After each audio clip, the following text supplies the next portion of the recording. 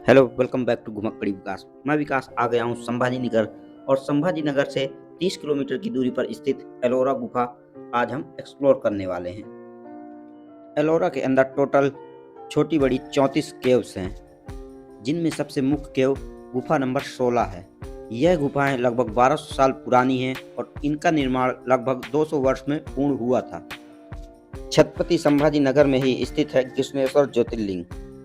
कृष्णेश्वर ज्योतिर्लिंग के दर्शन कर आप आ सकते हैं एलोरा गुफा एक्सप्लोर करने। एलोरा गुफा में टिकट फीस है 40 रुपये पर पर्सन। विदेशी नागरिकों का टिकट चार्ज है 600 रुपये पर पर्सन। तो जल्दी से टिकट लेकर मैं बढ़ जाता हूँ एंट्री की ओर। एलोरा गुफा को यूनेस्को ने वर्ष 1983 में ही विश्व धरोहर में शामिल किया था। साथ ही आपको भारतीय 20 रुपये के नोट में इसकी फोटो देखने को मिल जाएगी। आज के इस वीडियो में मैं आपको गुफा नंबर 16 से गुफा नंबर 1 तक की डिटेल जानकारी देने वाला हूं। अगर कोई व्यक्ति बुजुर्ग है या किसी के साथ बच्चे हैं तो यहाँ पर एक छोटी गाड़ी भी अवेलेबल है। इस गाड़ी में आप बैठकर सारी गुफाएं घूम सकते हैं।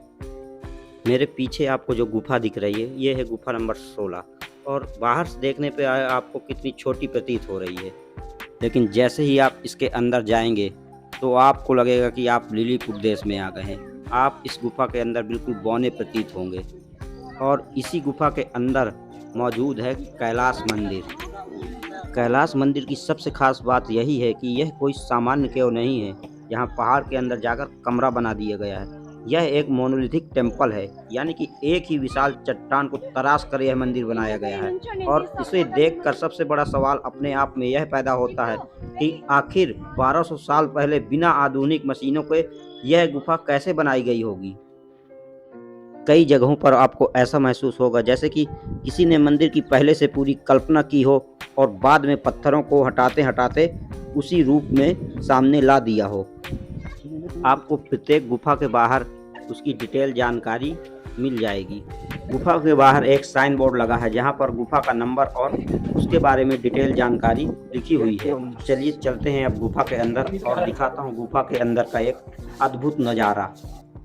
सामने जो मंदिर आप देख रहे हैं उसे देखकर शायद आपको लगे कि इसे हजारों पत्थरों को जोड़कर बनाया गया होगा, लेकिन असली कहानी इससे कहीं ज़्यादा हैरान करने वाली है, क्योंकि यह मंदिर बनाया नहीं गया था बल्कि एक पूरी पहाड़ जैसी चट्टान को काटकर इसे बाहर निकाला गया था।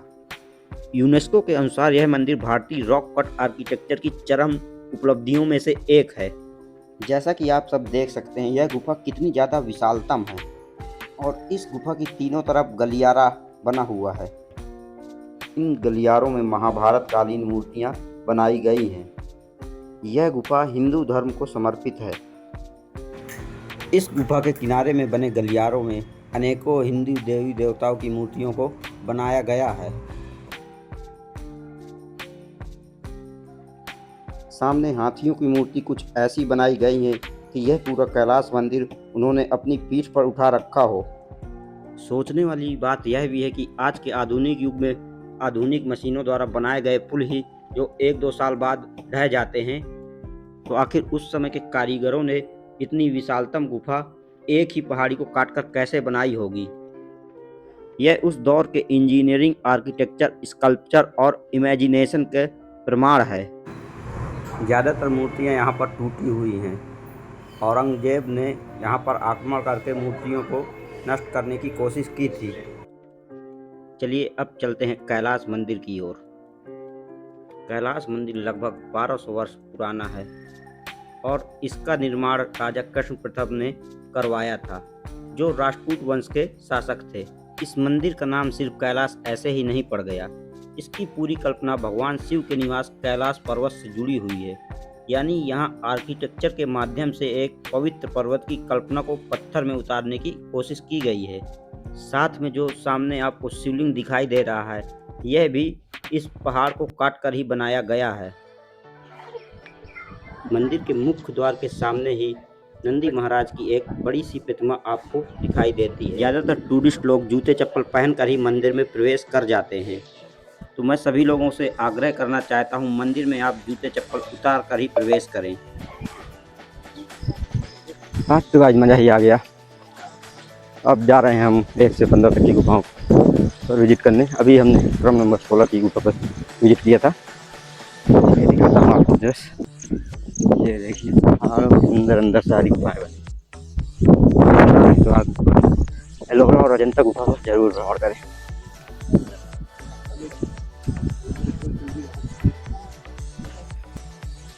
चलिए अब हम चलते हैं गुफा नंबर 3 की ओर।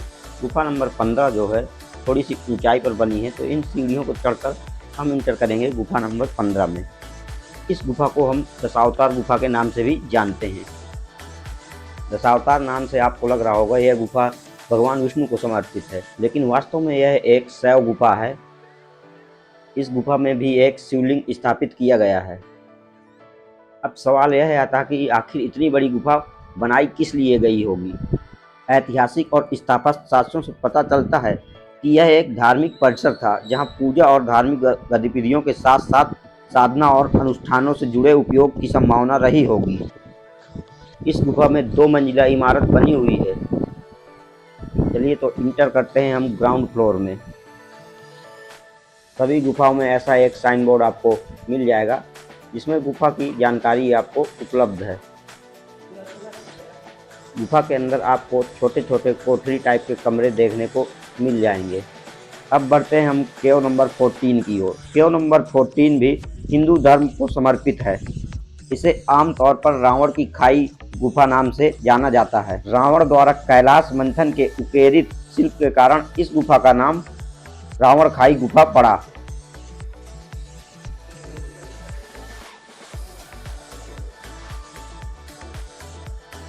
चलिए अब बढ़ते हैं हम गुफा नंबर 13 की ओर। गुफा नंबर 13 एक खाली स्थान है और मेरे अकॉर्डिंग यह ध्यान केंद्र के रूप में उपयोग किया जाता रहा होगा। तो चलिए अब हम बढ़ते हैं गुफा नंबर 12 की ओर। गुफा नंबर 12 एक 3 तल की गुफा है। यह गुफा बौद्ध धर्म को समर्पित है। यहाँ बौद्ध भिक्षुओं को रहने, ध्यान करने तथा अध्ययन और धार्मिक गतिविधियां करने के लिए स्पेस बनाए गए थे। चलिए चलते हैं अंदर और आपको मैं दिखाता हूँ भगवान बुद्ध का एक बेहतरीन स्कल्पचर। आप लोग चाहें तो इन तीनों फ्लोर पर विजिट कर सकते हैं। इन तीनों फ्लोर पर आपको भगवान बुद्ध के स्कल्पचर्स देखने को मिल जाएंगे। चलिए अब हम बढ़ते हैं गुफा नंबर 11 की तरफ। तो अब हम लोग आ गए हैं गुफा नंबर 11 की ओर। गुफा नंबर 11 भी एक बौद्ध विहार है। इस गुफा का निर्माण भी गुफा नंबर 12 की तरह किया गया था। इस गुफा में भी आपको 3 फ्लोर देखने को मिल जाएंगे। इस गुफा के अंदर भी भगवान बुद्ध के काफी सारे स्कल्पचर आपको देखने को मिल जाते हैं। हम लोगों की गुफा नंबर 11 हो गई है और अब हम जाएंगे गुफा नंबर 10 की तरफ। चलिए चलते हैं गुफा नंबर 10 की ओर। ये है गुफा नंबर 10। चलिए चलते हैं। साइन बोर्ड के अनुसार यह गुफा एकमात्र द्विमंजिला बौद्ध चैत्य विहार है, जहां पर काष्ठ निर्माण की झलक दिखाई पड़ती है। इस गुफा के नीचे वाले तल में आपको भगवान बुद्ध की एक विशालतम मूर्ति देखने को मिल जाती है तथा ऊपरी तल एक संगीतशाला के रूप में बनाया गया था।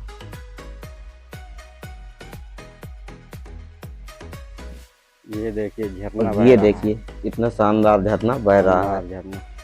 अब यहाँ से सारी गुफाएं पास पास में ही हैं, इसलिए हमें ज़्यादा चलना नहीं पड़ेगा। गुफा नंबर 9 की क्लिप मेरे मोबाइल में मिसिंग थी, तो चलिए हम डायरेक्ट अब चलते हैं गुफा नंबर 8 पर। गुफा नंबर 8 भी एक बौद्ध विहार है।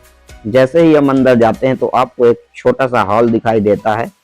चारों तरफ रॉक कट वॉल्स और अंदर की तरफ कुछ चैम्बर्स बने हुए हैं। इस गुफा के अंदर भी आपको भगवान बुद्ध के स्कल्पचर्स देखने को मिल जाएंगे। तो दोस्तों यही थी गुफा नंबर 8। तो चलिए बढ़ते हैं हम गुफा नंबर 6 से 1 की ओर। गुफा नंबर 6 एक बेहद ही खास गुफा है और इसको खास बनाती है यहाँ पर मौजूद तारा और महामायुरी जैसी महत्वपूर्ण बौद्ध धर्म की स्त्री देवताओं की बेहद सुंदर प्रतिमाएं। और इस गुफा के बगल में ही आपको देखने को मिल जाएगा एक बेहद ही खूबसूरत झरना, जो गुफा नंबर 5 और 4 के ऊपर से गिर रहा है। तो चलिए बढ़ते हैं हम अब गुफा नंबर 5 की ओर। इस गुफा के अंदर भी एक विस्तृत बौद्ध विहार बनाया गया है जो 7वीं शताब्दी से संबंधित है। चलिए चलते यहाँ हैं। पर कुल और 24 इसी गुफा के पीछे स्तंभ कुल बने जसीम सिंह हुए वाले गुफा, हैं। इसका पासवर्ड यह बदल दिया बौद्ध गया है, कुल विहार जसीम सिंह भोजन वाले आदि गुफा। कामों के लिए प्रयोग किया जाता था। चलिए अब हम बढ़ते हैं गुफा नंबर 4 की ओर। गुफा नंबर 4 बौद्ध भिक्षुओं के रहने तथा धार्मिक मठ से संबंधित है। चलिए चलते हैं अब हम गुफा नंबर 3 की ओर, जो एक बौद्ध विहार है जिसका संबंध 7वीं शताब्दी से है। यहाँ पर आपको एक बड़ा सा हॉल, पत्थर के पिलर्स और भिक्षुओं के रहने के लिए बने छोटे चैम्बर्स देखने को मिल जाएंगे। इसके बगल में ही स्थित है गुफा नंबर 2। गुफा नंबर 2 भी एक बौद्ध विहार है जिसका संबंध 8वीं शताब्दी से लगाया जाता है और इस गुफा के अंदर श्रीन के अंदर बुद्ध की एक विशाल प्रतिमा आपको देखने को मिलेगी। और चलते हैं हम अपनी सबसे आखिरी गुफा या कह सकते हैं प्रथम गुफा, गुफा नंबर 1 की ओर।